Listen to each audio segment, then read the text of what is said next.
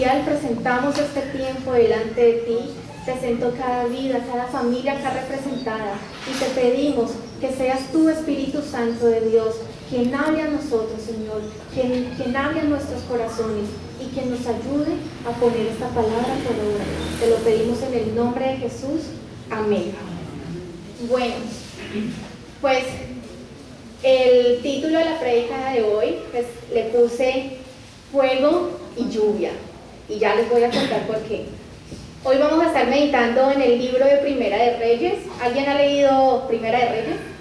¿Por acá? Bueno, pues se los recomiendo. ¿Alguien trajo la Biblia? Bueno, una manito por ahí. Entonces, antes de empezar, o mejor dicho, para empezar, les voy a poner un poco en contexto de lo que sucede acá.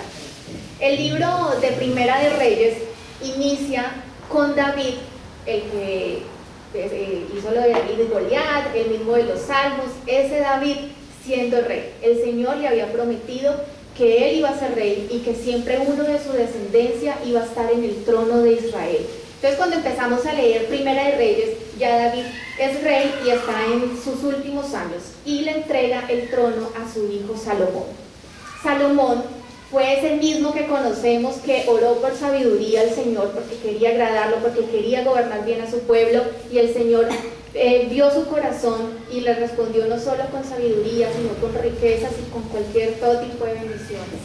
Salomón, al inicio del libro, se muestra que dedica gran parte de su reinado a construir el templo que David le había prometido al Señor que le iba a construir.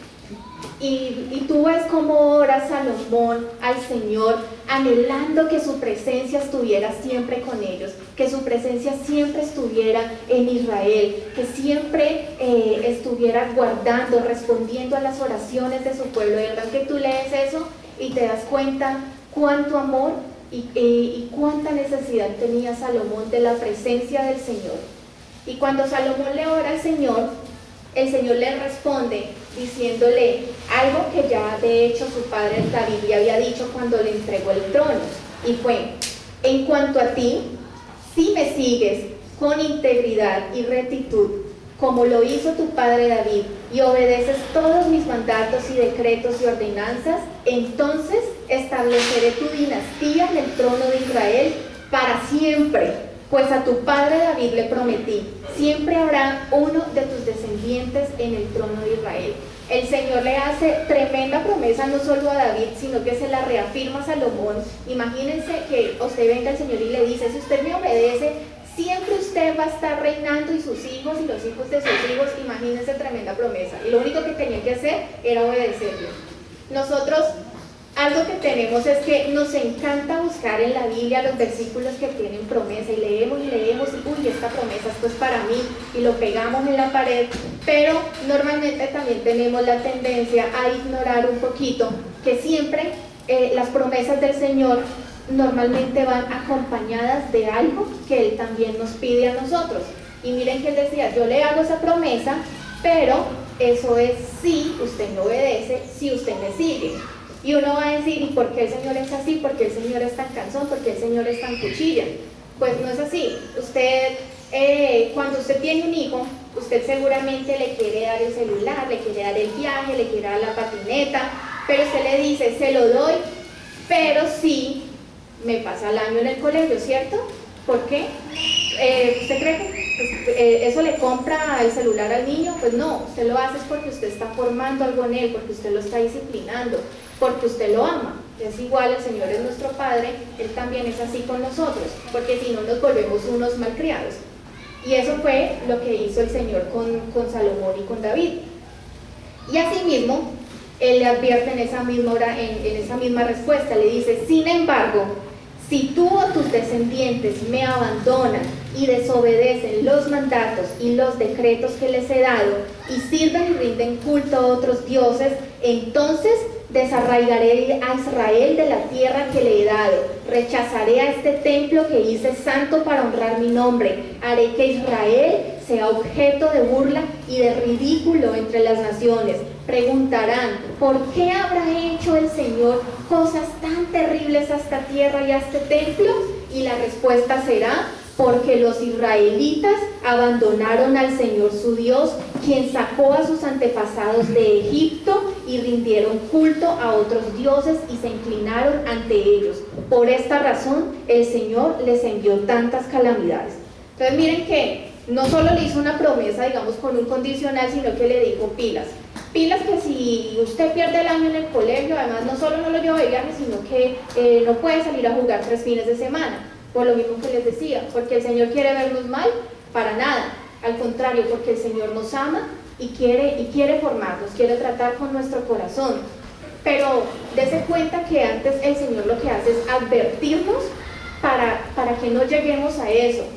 Y es lo mismo que el Señor hace con nosotros día a día. En la palabra de Dios, en la Biblia, están todas esas promesas, pero también está todo eso que el Señor nos dice: pilas con esto, pilas, no hagas esto, porque si no, te podrán venir estas calamidades. Y Él sabe cómo es nuestro corazón, porque Él dice, y la gente va a decir, ¿qué les hizo el Señor? ¿Por qué el Señor les envía esto? Yo le pregunto una cosa, ¿la culpa es del Señor? Claro que no. El Señor es un Padre amoroso y Él nos quiere ver bien, pero si nosotros mismos nos vamos de su lado, es nuestra responsabilidad aquellas consecuencias que vienen sobre nosotros. Y esto era lo que el Señor precisamente quería prevenir que pasara. ¿Ustedes creen que después de tremenda promesa que el Señor le hace a Salomón y después de tremenda advertencia, Salomón obedeció? Pues adivinen qué, como somos muchos de nosotros, la desobediencia. Ahora bien, el rey Salomón amó a muchas mujeres extranjeras. Además de la hija del faraón de Egipto, se casó con mujeres de Moab, de Amón, de Edom, de Sidón y de los hititas. El Señor había instruido claramente a los israelitas cuando les dijo: no se casen con ellas, porque les desviarán el corazón hacia sus dioses. Sin embargo, Salomón se empecinó en amarlas. Y así somos nosotros. El Señor nos dice: no hagas esto, no te juntes en yugo desigual con esta persona, pilas con estas amistades, no hagas este negocio, no te apartes de mí. Y nosotros nos empecinamos en hacer las cosas como no debemos hacerlas. Y lo increíble es que Él ya nos lo ha advertido, está en la palabra de Dios, pero o no la leemos o la leemos y la ignoramos. Queremos un evangelio amañado a lo que a nosotros nos conviene. Y yo leo la Biblia, yo voy a la iglesia, pero yo no estoy de acuerdo con esto. Yo voy a la iglesia y a mí me gusta, pero yo no estoy de acuerdo con no tener relaciones antes del matrimonio. Eso era para la época de las abuelas, ¿cierto? Y así somos. Yo voy a la iglesia, pero no, eso de diezmar no va conmigo. ¿Cómo así? Así somos nosotros. Y no escuchamos la voz del Señor. Y nos empecinamos como lo hizo Salomón en hacer cosas que lo único que van a hacer es traer consecuencias. Y Salomón quizás dijo: ay, pero esa abogadita, amar, pero ¿qué tiene de malo yo amar? Y seguramente empezó por una. Empezó casándose con la hija del faraón de Egipto. Pero entonces ya después fueron 2. O sea, él permitió un pecadito.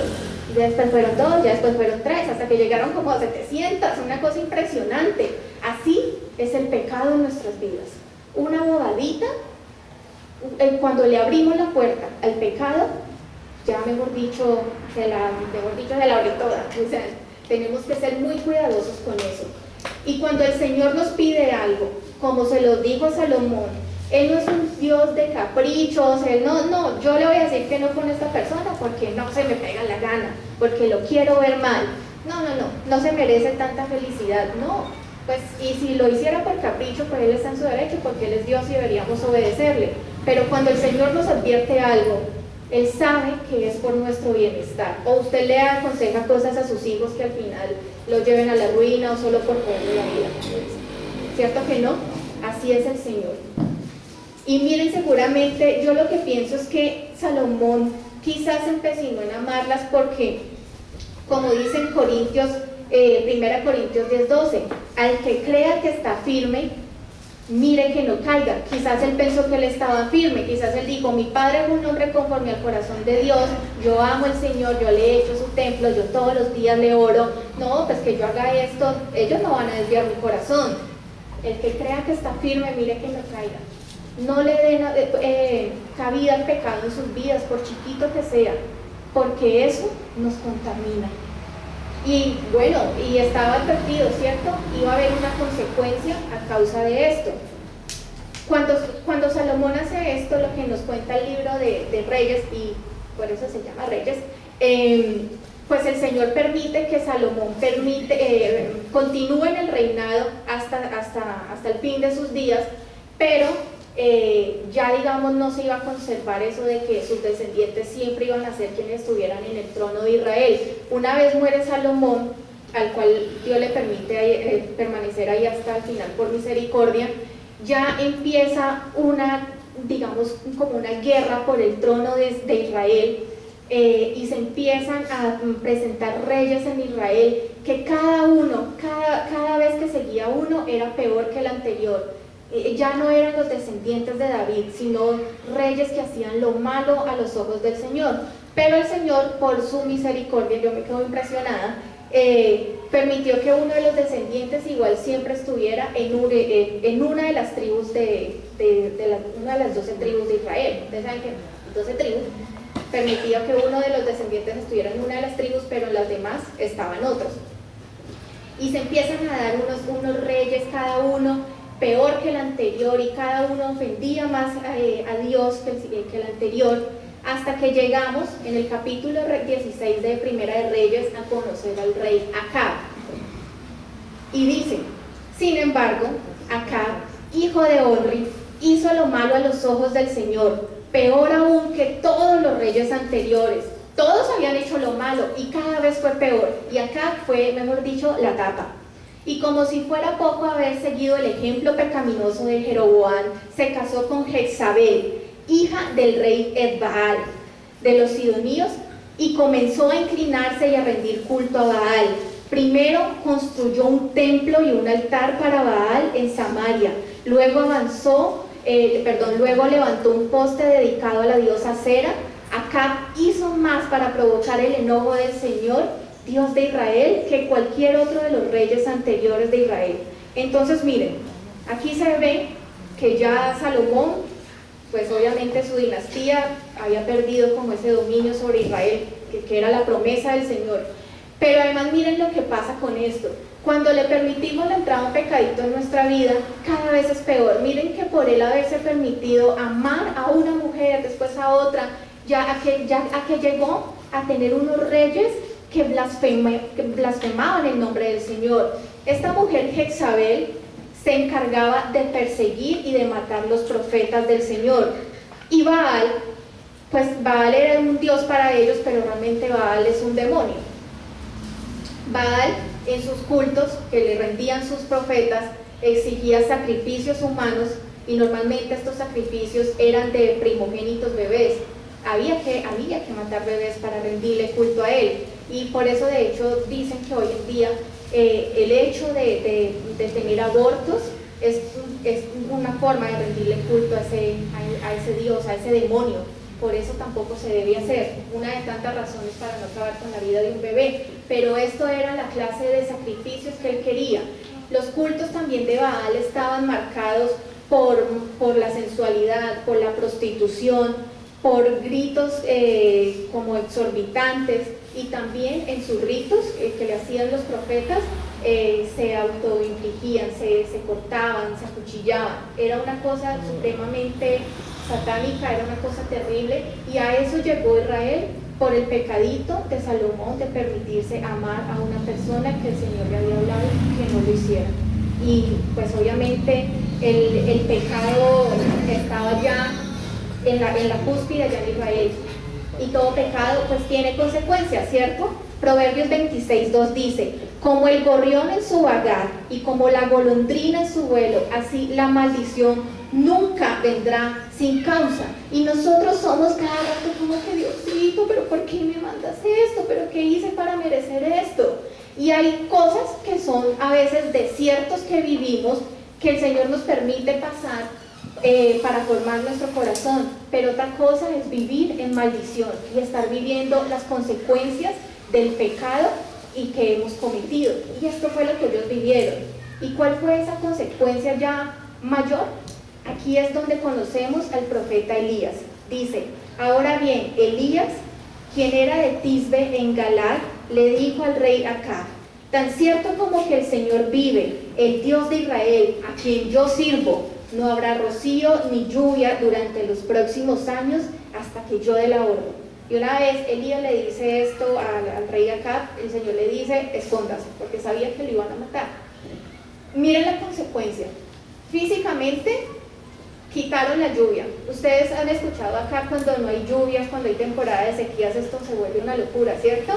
Eso, mejor dicho, se acaban los cultivos, empieza mucha gente, obviamente, a morir de hambre, a morir de sed, los precios de la energía se disparan, de los servicios públicos, eso, mejor dicho, es catastrófico. Ahora imagínense que no sea un mes, que sea indeterminado. Miren lo que pasó.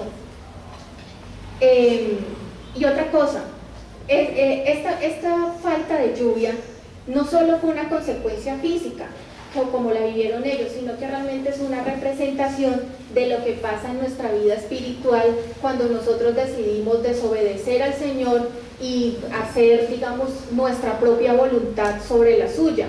La lluvia representa esa bendición que viene del Señor.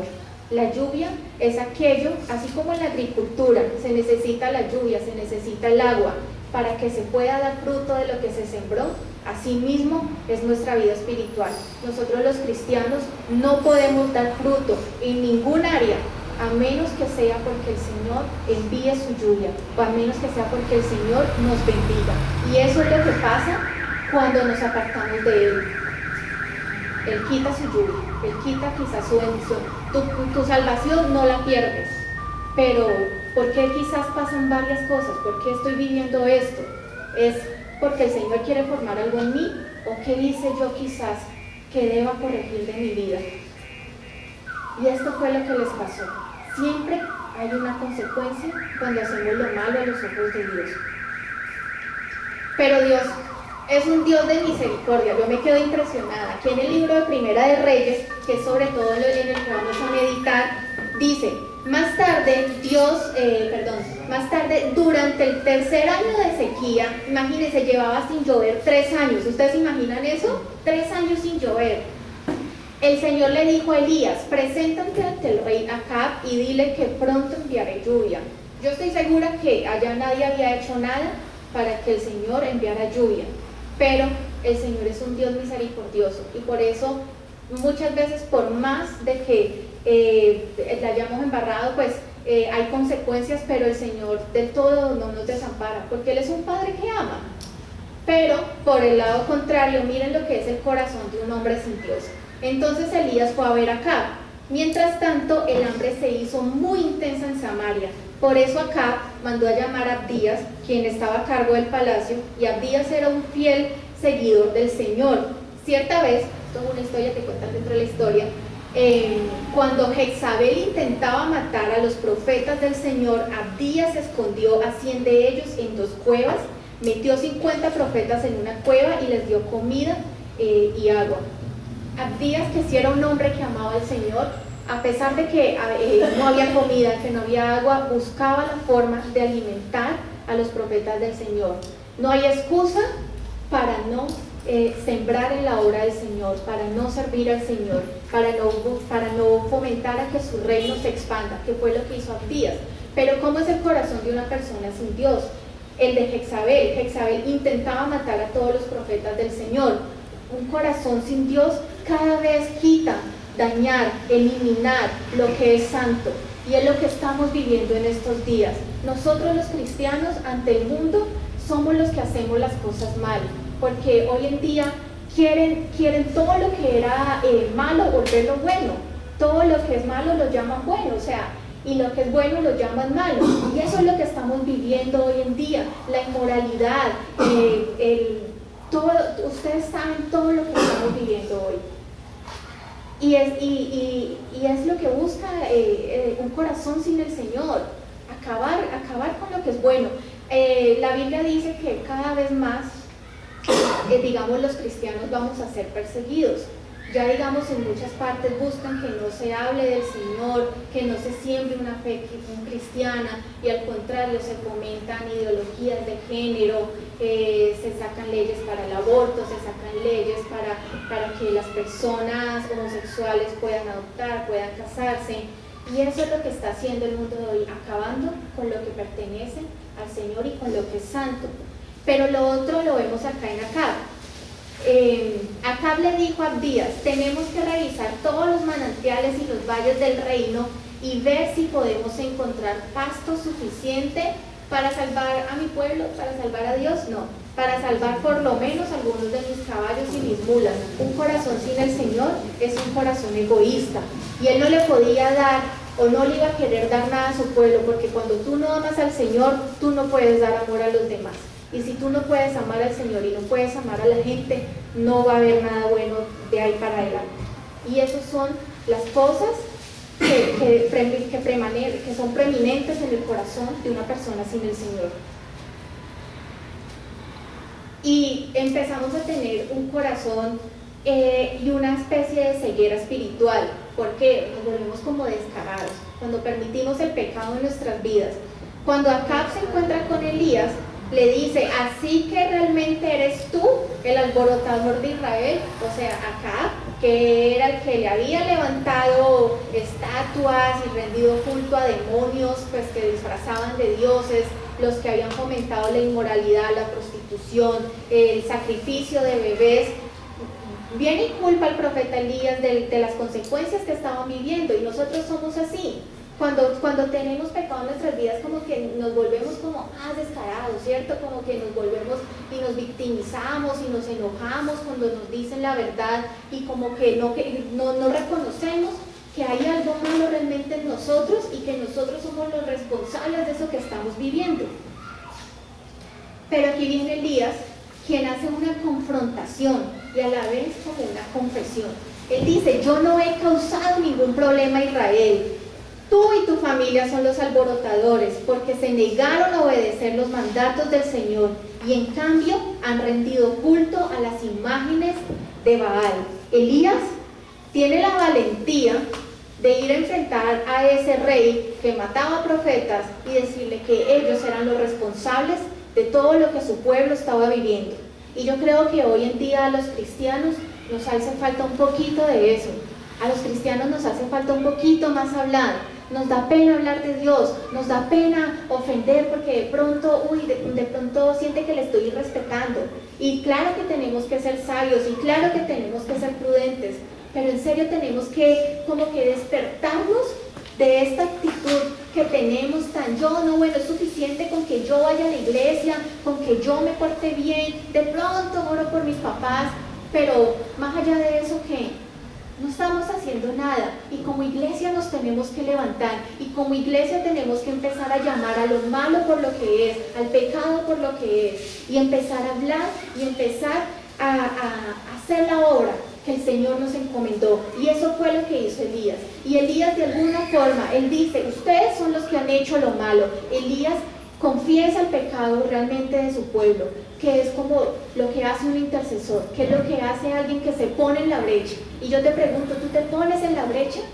¿Tú oras quizás por el pecado de tu familia? ¿Tú oras quizás por el pecado en tu empresa? ¿Tú alguna vez oras más allá de tus propios intereses y de tu carro y de tu casa y de tu beca? ¿De verdad a ti te interesa la salvación de los demás? ¿Tú has pensado de verdad que esto se trata de que estamos acá por un ratico y que lo que realmente nos tiene que preocupar es la salvación eterna? Esas personas que no siguen a Jesús, que no logran convertirse a Jesús, algún día se van a perder. Así que es tu trabajo, y si Dios te puso en alguna parte, es tu trabajo hablar también del Señor. Vuelvo y digo, con toda la prudencia del mundo, con toda la sabiduría, orándole al Señor, pero como iglesia tenemos que de verdad despertarnos un poquito más y aprender un poco más de Elías. Y Elías reta a Acab y a los profetas. Él le dice: mande a llamar a todo el pueblo de Israel y mande a llamar a los 450 profetas de Baal que Jezabel mantiene y tráigalos aquí. Y vamos a hacer una cosa: ustedes van a traer 2 toros y lo vamos a poner en el altar de sacrificio de cada uno de nuestro Dios. Ustedes lo pondrán en el de Baal, yo lo pondré en el altar de mi Señor, pero ninguno le va a prender fuego. Ustedes saben que en Levítico se mostraba que las ofrendas se ponían en el altar y a excepción de las de grano, la mayoría se les prendía fuego, y esto era un aroma agradable al Señor, decía.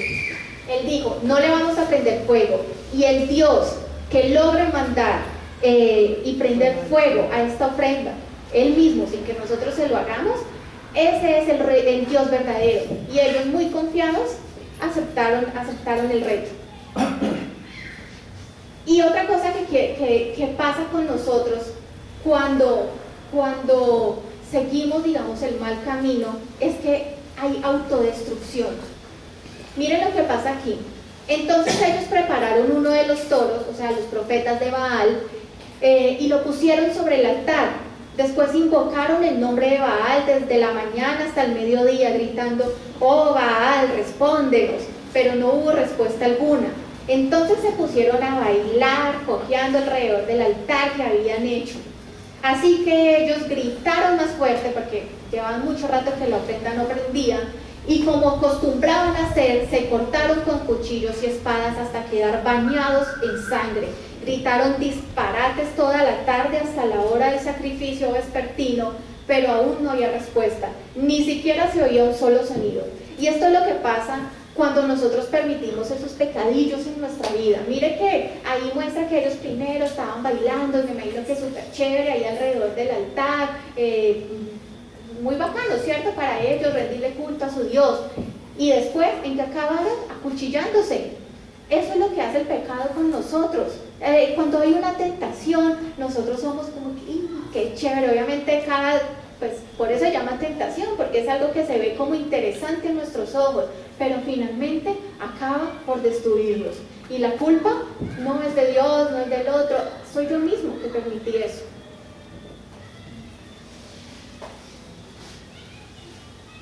¿Y cómo iniciar el tiempo de cambio? De acuerdo pues como a lo que vamos viendo en este libro. Lo primero que pues encuentro acá es que debemos reconocer nuestro pecado y tomar decisiones. Elías ahora se dirige a todo el pueblo y le dice, ¿hasta cuándo seguirán indecisos y titubeando entre dos opiniones? Si el Señor es Dios, síganlo. Pero si Baal es verdadero Dios, entonces síganlo a él. Sin embargo, la gente se mantenía en absoluto silencio. Y yo lo que veo aquí es que el pueblo de Israel no es que fueran fieles seguidores de Baal y creyeran en Baal así pues como con todas sus fuerzas. Realmente eran como personas que quizás eran creyentes, pero no se querían definir. Lo que les decía, les daba quizás miedo, les daba quizás pena, pero ellos no tomaban decisiones firmes de decir, sí, yo sigo al Señor. Y eso es lo primero que nosotros tenemos que empezar a hacer con nuestras vidas. Él le dice, reconozca su pecado, reconozca entonces qué va a hacer y tome la decisión. Si usted va a seguir a Baal, sígalo, pero si va a seguir al Señor, sígalo de verdad. Y a nosotros nos pasa eso como cristianos, nos convertimos al cristianismo, conocimos del Señor, pero vivimos esos cristianismos light, ¿cierto? Como la Coca-Cola cero, ¿cierto? Somos cristianos cero, cero amor, cero oración, cero testimonio, cero compromiso, cero espiritualidad, cero estudio de la Biblia. Cuando tú decides seguir al Señor, tú lo tienes que hacer por completo y tú tienes que romper con esa hipocresía que estás manejando en lo espiritual, que me digo cristiano, que vengo a la iglesia, pero mi vida, mi espíritu, ¿realmente ha tenido cambios? ¿Realmente el Espíritu del Señor le ha permitido que viva a través de mí? ¿Tú a quién sigues? ¿Tú sigues a Dios o sigues a Baal? Pero entonces decídete. Tienes que tomar esa decisión. Y como les decía ahora, no es un evangelio medio, no es un evangelio acomodado. Tú te tienes que determinar. Y yo te pregunto una cosa. Tú vas a decir, ay, no, pero yo no sigo a Baal, Carolina, no digas esas cosas tan feas. Bueno, para ellos era Baal. Pero recuerden que la idolatría es todo aquello que me quita el primer lugar del Señor. De verdad, yo te pregunto hoy, ¿el Señor es lo más importante en tu vida? No solo de boca, sino en actos. ¿De verdad el Señor es lo más importante para ti? ¿O o simplemente es un protocolo de la semana, porque la palabra dice que Dios no puede ser burlado. Y yo puedo venir acá y presentarme ante la iglesia como, ay, no, soy súper convertida, y no, y quizás hasta en mi trabajo, no, y de pronto hasta logro engañar a mi familia, ¿cierto? Pero de Dios nadie se burla. Usted tiene que de verdad pedirle al Señor que traiga esa transformación a su vida. Y tiene que de verdad determinarse a quién va a seguir. ¿Usted va a seguir al Señor o va a seguir a su Dios orgullo? ¿O va a seguir a su Dios trabajo? ¿O va a seguir a su Dios familia? ¿Qué es lo más importante para usted? Y mire lo que dice Apocalipsis 13:16. Por cuanto eres tibio y no frío ni caliente, te vomitaré de mi boca. Esa doble vida, esa tibieza que estamos manejando es algo con lo que tenemos que romper. Es lo mismo que hizo ese pueblo de Israel, y eso es lo que tenemos que empezar a cambiar. ¿A quién vas a seguir? ¿Quién es tu verdadero Dios? ¿Tú realmente crees en el Señor? Porque si es así, ríndele tu corazón a Él. Y lo siguiente que vemos aquí es una restitución. Entonces Elías llamó a la gente: vengan acá. Así que todos se juntaron alrededor, mientras él reparaba el altar del Señor que estaba derrumbado. Tomó 12 piedras para representar cada una de las tribus de Israel, y usó las piedras para reconstruir el altar en el nombre del Señor. Luego cavó una zanja alrededor del altar con capacidad suficiente para 15 litros de agua. Apiló la leña sobre el altar, cortó el toro en pedazos y los puso en pedazos sobre la madera. Fíjense que Elías empieza a reconstruir ese altar. Y ese altar somos nosotros. Ese altar que está roto, que está destruido, quizás es la relación que nosotros tenemos con el Señor. Y cuando nos acercamos a Él, tenemos que empezar a restaurar esa relación. Porque el Señor no fue quien nos dejó. Porque el Señor no es quien se ha apartado. Nosotros mismos somos quienes hemos decidido vivir conforme a nuestra voluntad y no conforme a la suya. Así que lo primero que Él empieza a hacer es reconstruir ese altar del Señor. Y Él dice ahí que tomó 12 piedras que representan las 12 tribus de Israel. Y el Israel espiritual de hoy somos nosotros, que estamos separados, que estamos divididos, que llevaban tantos años en guerra esas tribus, luchando por el poder, pero lejos de Dios. Y eso es lo que tiene que restaurarse, esa relación con el Señor y esa unidad, esa comunión de su pueblo. Lo otro que vemos acá es quizás como la limpieza del espíritu, porque dice: luego dijo, llenen 4 jarras grandes de agua y echen agua sobre la ofrenda de leña. Una vez que lo hicieron, dijo: háganlo de nuevo. Cuando terminaron, les dijo: háganlo por tercera vez. Así que hicieron lo que les dijo, y el agua corría alrededor del altar, tanto que hasta colmó la zanja. Y cuando yo leía esto, yo pues le decía: Señor, ¿qué es esto? Y pensaba, 4 por 3 son 12. 12 eran las tribus de Israel. ¿Y qué es el agua? ¿Qué representa el agua? El agua representa esa purificación que tiene que traer el Espíritu Santo. 12 veces, digamos que hubo 12 cubetas de agua que mojaron la ofrenda, y 12 son las tribus de Israel que representan a todo su pueblo.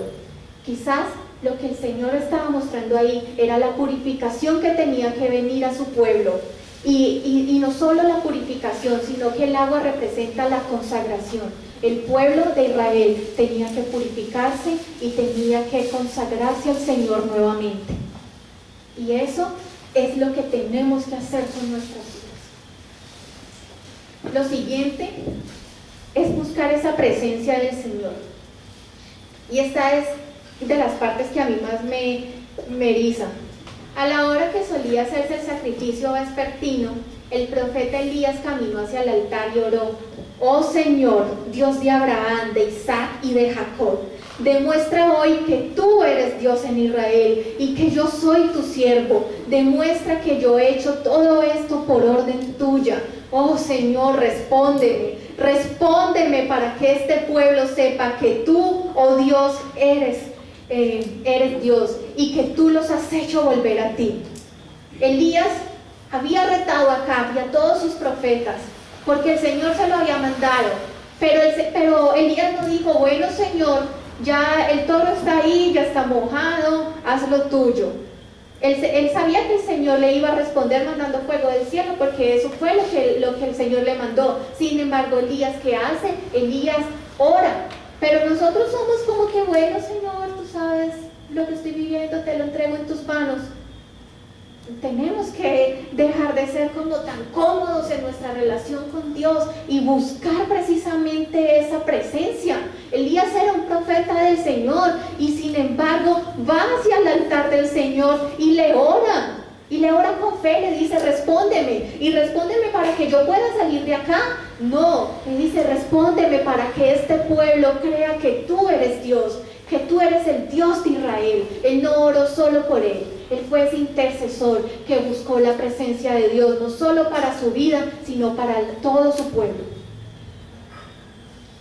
Y lo siguiente precisamente es el fuego de Dios. Al instante el fuego del Señor cayó desde el cielo y consumió el toro, la leña, las piedras y el polvo, hasta lamió toda el agua de la zanja. Imagínense, cuando la gente vio esto, todos cayeron rostro en tierra y exclamaron: el Señor es el Dios. Sí, el Señor es Dios.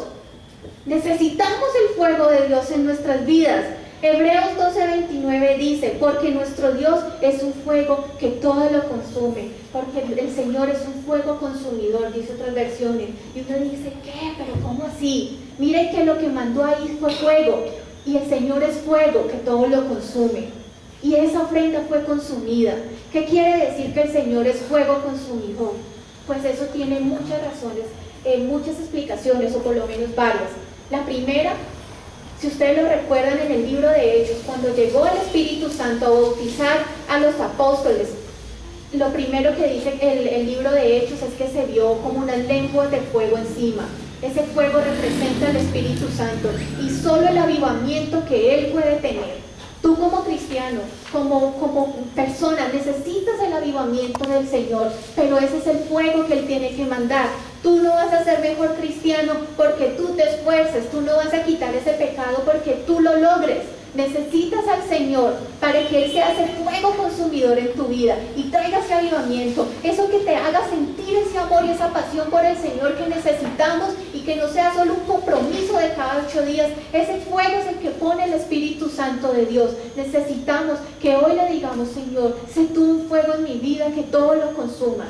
Y el fuego también es eso que purifica. Bien lo dice la palabra, bien lo sabemos todos.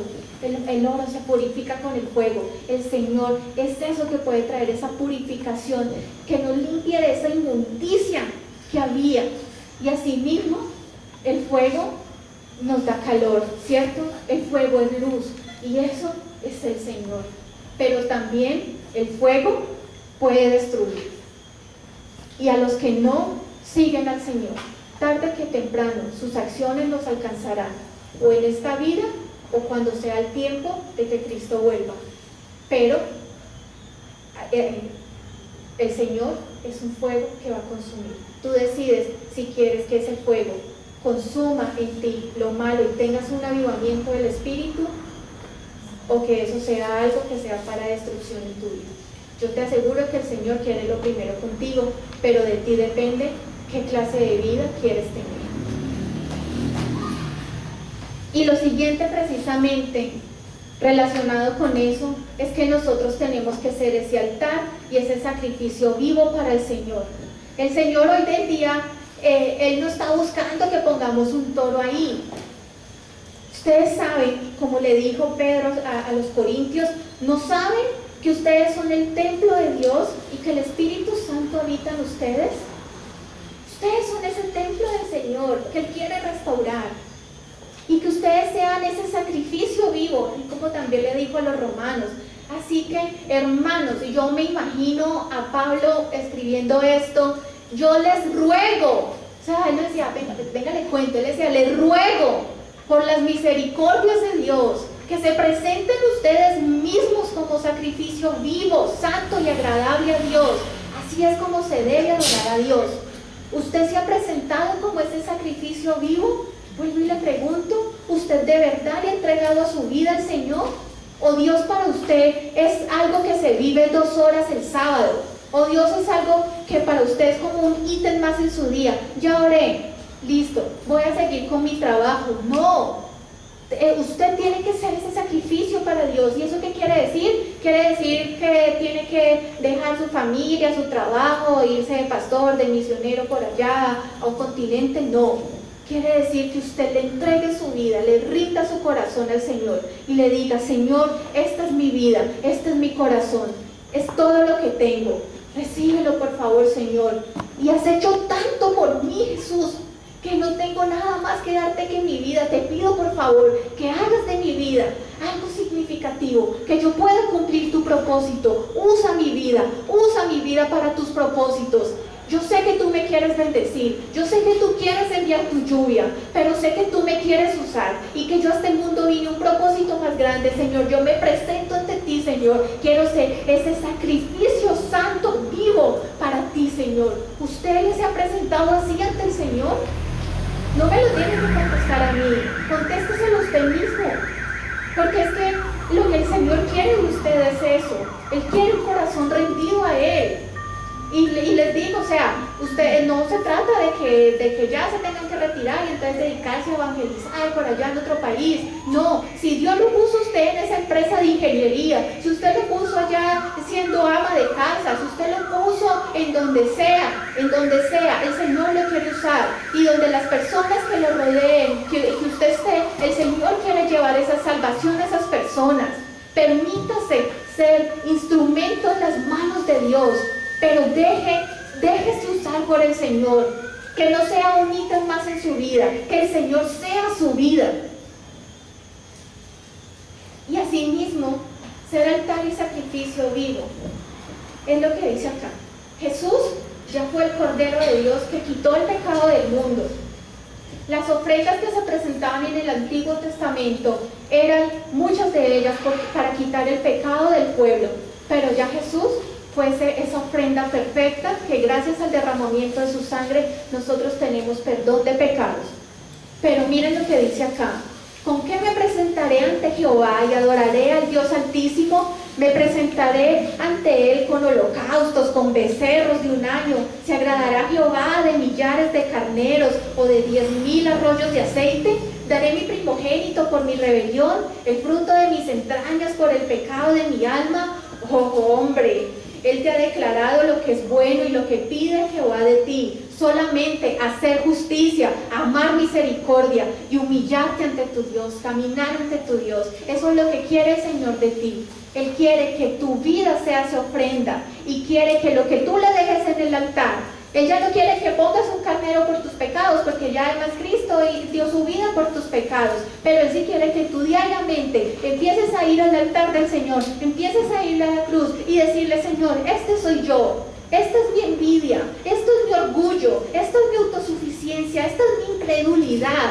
Yo la dejo en el altar, Señor, y quita esto de mí.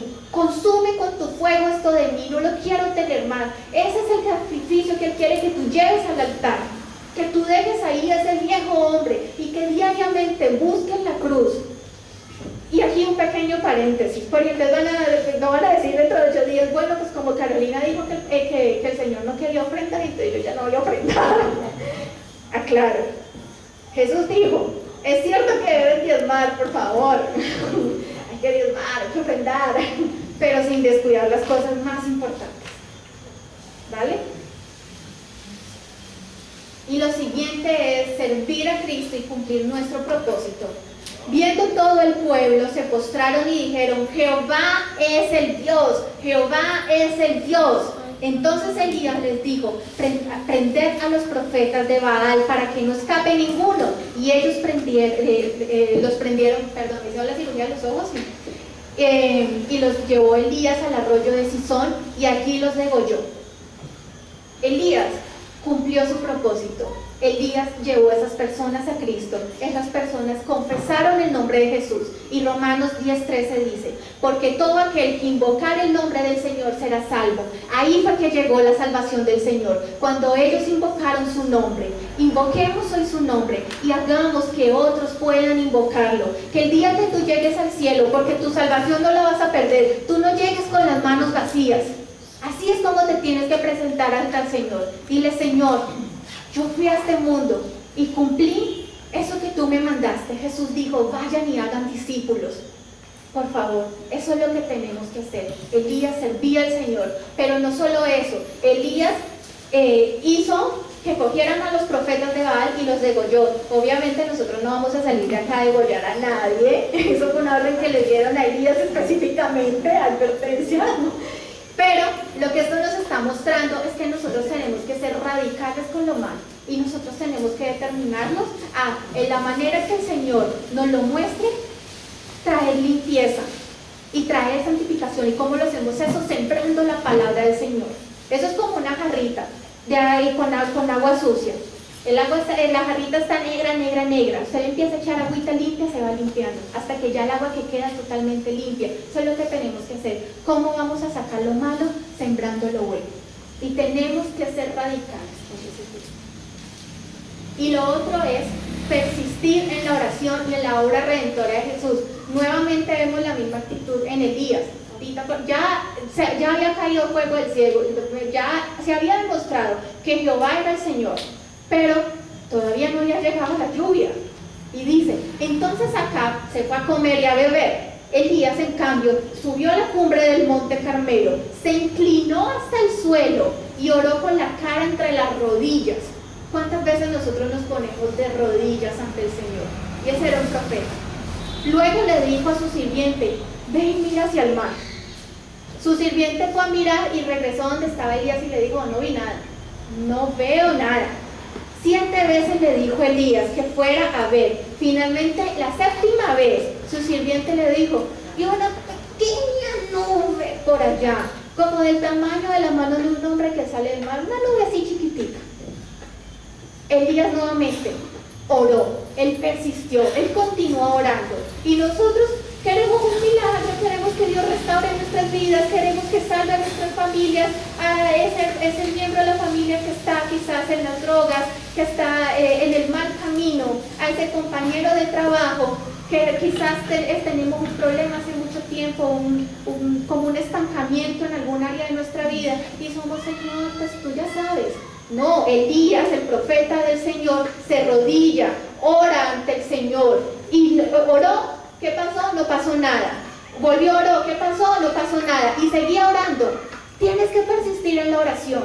Tú tienes que llevar una vida de fe. Y eso hace parte de la fe. Insistir, creer. Y eso es lo que tienes que hacer. Y él oró, lo que muestra acá, me parece impresionante. 7 veces. 7 veces oró. 7 veces. Eran las veces que tenía que aplicar la sangre de un cordero para traer limpieza. 7 veces derramó sangre de Jesús en la cruz del Calvario. 7 propósitos tuvo Señor. 7 derramamientos que redimieron todas las áreas de nuestras vidas. Ahí está el cumplimiento de nuestra promesa. Ahí está la redención que nosotros necesitamos en la obra de Jesús. Jesús no derramó sangre en vano y Él nos trajo salvación, pero Él también trajo bendición a nuestra vida a través de su obra. Su obra fue completa. Él nos trajo esa salvación eterna, pero Él no te quiere ver así también. Él no te quiere ver mal. Eres salvo, pero no, mi hijo pues es salvo, que se conforme con eso. Te aseguro que Dios es un Padre amoroso, que te quiere ver bien en todo sentido. Y en la sangre de Jesús está eso que tú tanto necesitas. Y aquí vemos el cumplimiento de la promesa. Entonces Elías le gritó, corre y dile a Acab, sube a tu carro y regresa a tu casa. Si no te apuras, la lluvia te detendrá. Elías había visto una nube así chiquitica que salía del mar. Pero ¿sabe qué? Elías tuvo fe. Elías no se dejó, no, pero pues, ay, yo tanto que he orado y eso, no, apenas es una cosita así de nada. Elías tuvo fe.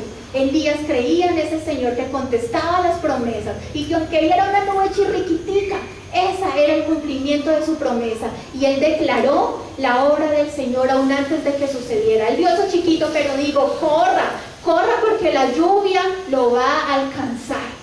Él confesó, él declaró, pero nosotros no, sí, yo creo en Cristo, pero pero la situación mal, no, es que las cosas no se dan. Esa es tu confesión. Aprendamos de Elías cómo hay que tener una vida de fe. ¿Tus palabras están de acuerdo con lo que tú dices que crees? Poco después, el cielo se oscureció de nubes, se levantó un fuerte viento que desató un gran aguacero y Acab partió enseguida hacia Jezreel. La promesa se cumplió, cayó un fuerte aguacero y mírenlo ahí, todos felices porque llegó la lluvia. Y en Deuteronomio 11, 13, 14, versículos 13 a 14 dice, sí, condicional, obedecieres cuidadosamente mis mandamientos que yo os prescribo hoy, amando a Jehová vuestro Dios y sirviéndole con todo vuestro corazón y con toda vuestra alma, ¿qué pasará?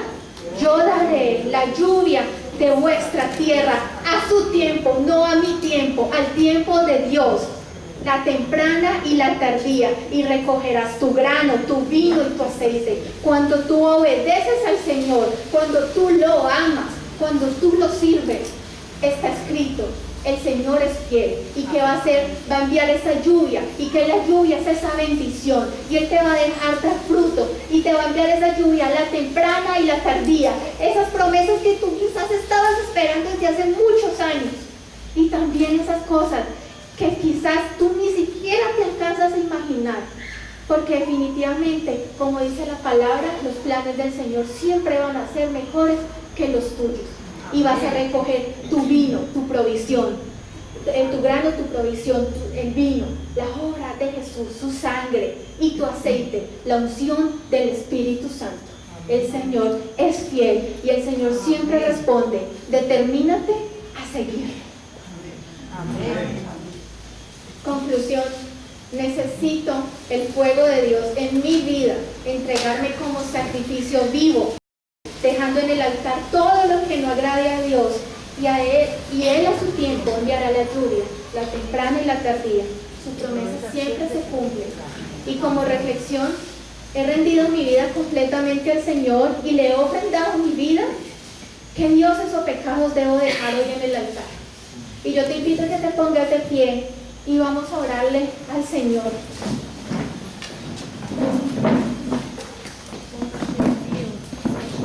Y hoy dile, amado Señor, nos presentamos ante ti en el nombre de Cristo Jesús, Padre Celestial. Y amado Dios, hoy queremos pedirte perdón, porque quizás nos hemos levantado otros dioses delante de ti. Perdónanos, Señor, perdónanos si te hemos quitado ese primer lugar, si hemos pecado, Señor. Aún tú nos has advertido, Padre Celestial. Perdónanos incluso si hemos bendecido tu nombre, culpándote de lo que nos pasa, sin saber que hemos sido nosotros mismos los responsables.